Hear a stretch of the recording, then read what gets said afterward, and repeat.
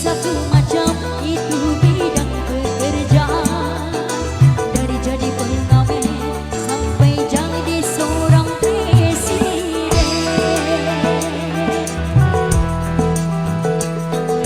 Seribu satu macam cara orang mencari makan. Dari menjual koran sampai menjual kehormatan.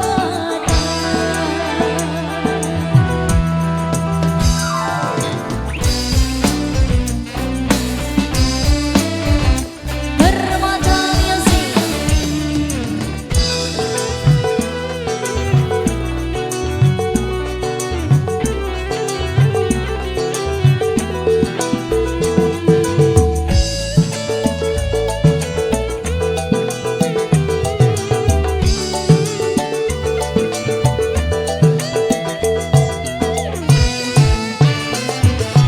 Banyak orang berkata dalam mencari nafkah, cari yang haram saja sudah susah, apalagi yang halal.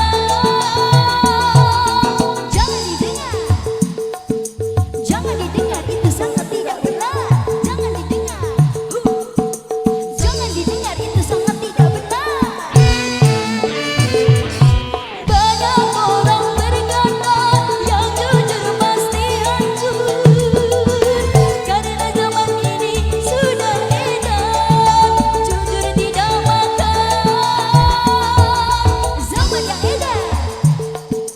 Zaman yang edan kita jangan jadi setan. Zaman yang edan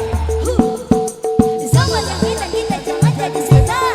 Siapa meninggalkan yang haram karena takut kepada Tuhan, pasti baginya akan digantikan rizki yang halal dan digandakan insya Allah.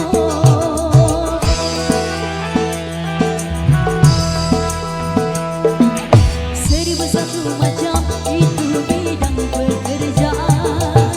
Dari jadi pengamen sampai jadi seorang presiden. Seribu satu macam cara orang mencari makan. Dari menjual koran sampai menjual